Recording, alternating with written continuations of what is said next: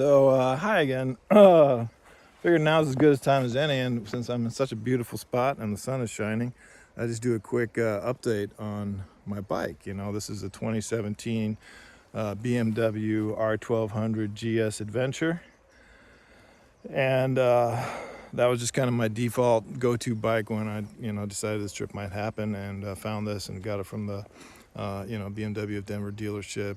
Pascal Olinger there, he basically hooked me up with it, and put new cases on it, which you can't tell now. One of them got beat up pretty bad when it fell over, but the guy in Costa Rica did a pretty good job cleaning that up. But yeah, overall I've been super happy with the bike.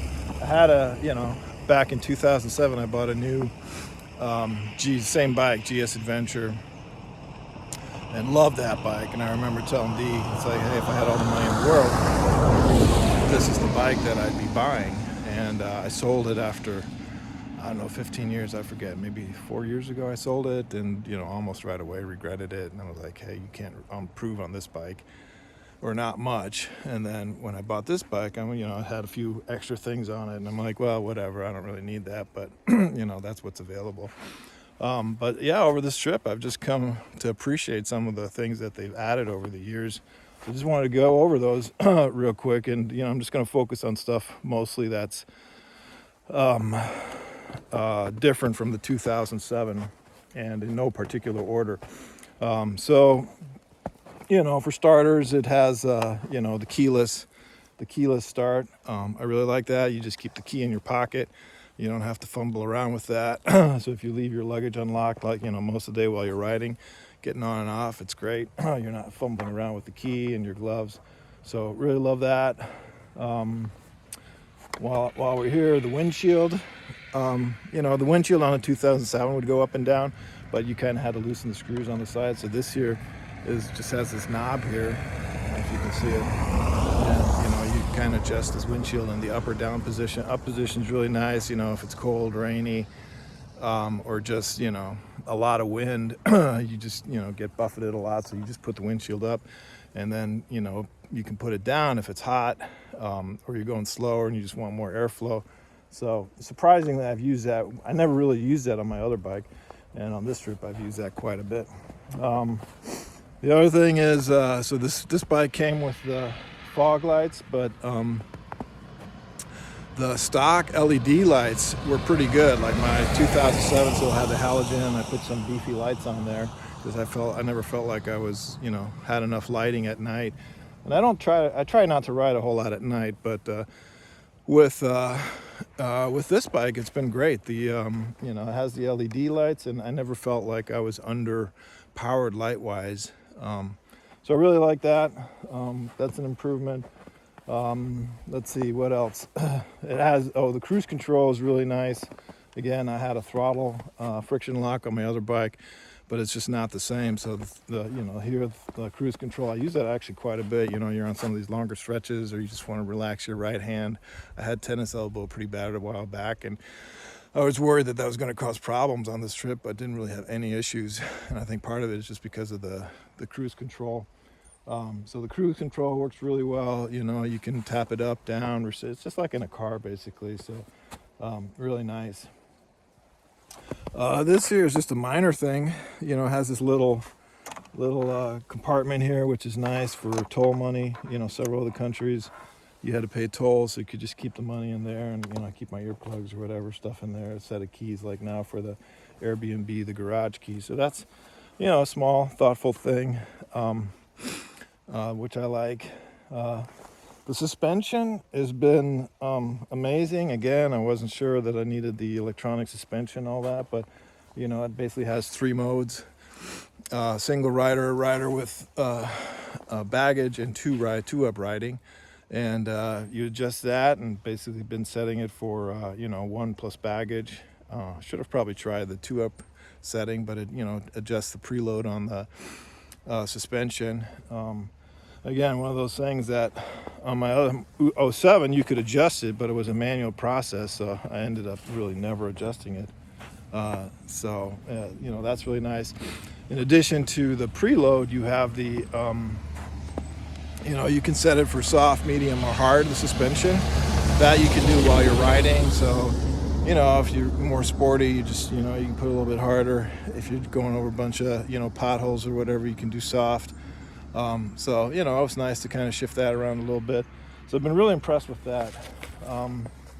The other thing is it has the ride modes, so you have, rain, road, dynamic, enduro, and enduro pro.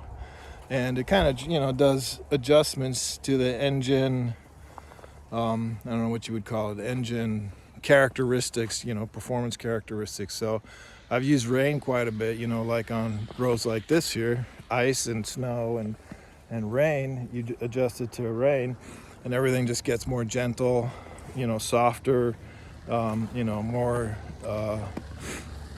dampened responses. And by the same token, when it's dry and nice outside, I'm mostly in dynamic, and it really pops, when you flick the throttle, and it's just a lot of fun riding that way. And then the enduro modes.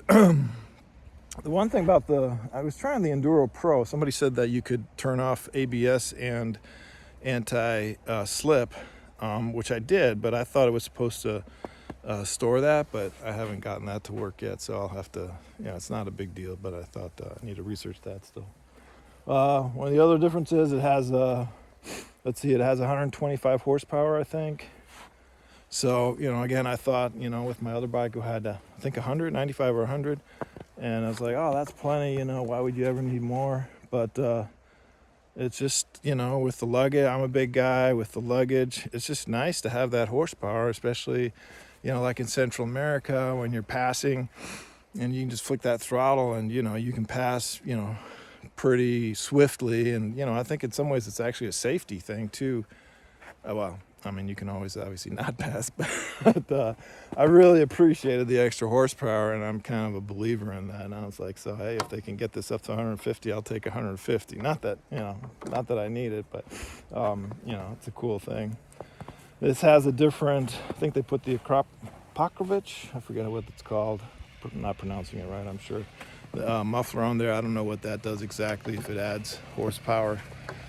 Here's another adventure rider. So they probably made it back there riding 2 up, so I don't know, maybe it's not as bad as I'm worried about. Let's see, what else? The tire pressure monitor is really nice. So that's part of the display now. You have tire pressure monitoring, and it actually, they tell you to kind of calibrate it, right? Read what the pressure is with the pressure gauge and then compare it, and then use it as kind of a read the differential. But I think, in my experience now, between the pressure gauge that I'm using, which is a higher end one, and what it's showing, I think it's just like 1 psi difference. And the other day, for some reason, I think it was because of the cold, the pressure started showing lower, and the alarm went on when the front tire went down to like, I think 27, 28 psi. So it does work, and it's a really nice feature. They've added a lot of information, I think, to the driver information display in terms of average speed, average consumption, multiple instances of that, and stuff that haven't been really using a whole lot. A few times I use it just to kind of check my consumption when I had a lot of headwind. So that's nice. But the tire pressure monitor is really nice. So yeah, I think those are all things that are different on the 2007, and wasn't didn't think I was gonna need them or enjoy them as much as I have. So, but sure enough, they really did a good job, designing the bike and adding features that make sense for these kind of trips. In terms of what I feel like could be improved, the display on the 2017 is still just the regular, what's it called, LCD display. Sometimes that's hard to read depending on how the sun is. I know the new bikes all have TFT, so I know that's really just a model year. There's nothing that needs to be changed there. Let's see what else.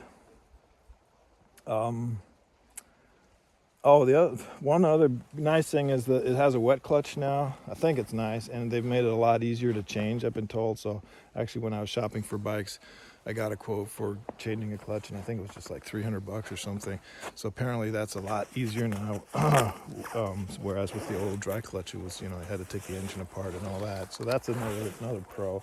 Hopefully I never have to do that. The brakes, they're good. I don't know. When you're all fully loaded, I wish you could brake a little bit harder. So I'm going to look into that and see if there's some upgraded brakes if I end up keeping the bike. But not a big deal.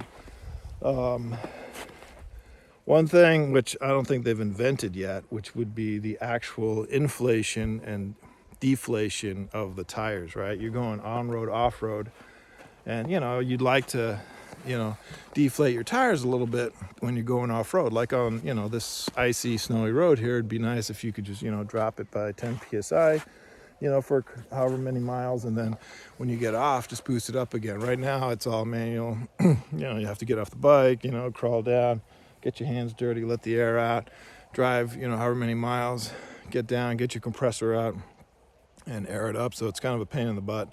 And you end up not really doing it a whole lot, in my experience, even though you should. So if they could invent a way to do that, build a mini compressor. I know they do it on trucks, and I think some military vehicles have it. Obviously, for a motorcycle, they'd have to miniaturize it and make sure it's reliable. So I don't know if that's got to be doable. I don't know if it's cost effective, but that would be cool if they could do that. Yeah, other than that, I'm not sure let's see what else could be improved. The mirrors, blind spot. So several times I was kind of surprised, you're driving along at a decent clip or not, whatever, and a car zips by and you just I didn't see him coming, and just all of a sudden it was like whoosh, right next to you. And I bought these little round blind spot mirrors just to help with that, but they ended up not really fitting well, and they were so small they were almost useless. I have them on my truck, like blind spot mirrors, and I really like them. I wish there was a way to do that on the bike. So I'll have to look into that. If there's other options, I think there might be other mirrors that you could put on there. Yeah, so I think that's all I can think of right now in terms of what I'd improve. Be nice to have, maybe one or two more outlets or connections for power stuff. I know that's always tricky on motorcycles just because you have such a small battery and a relatively small alternator, so you don't want to power a bunch of stuff. But it's a little bit kludgy plugging in my heated gear on the side, so you kind of have this cable mess, when you're riding in super cold weather and, with your heated gear. So, that could be improved a little bit. This one doesn't have a heated seat. I think the newer ones have a heated seat, which is an option, which for, several times, it was getting cold and the heated seat would have been nice, was getting cold down there, between the legs, if you kind of get what I'm saying.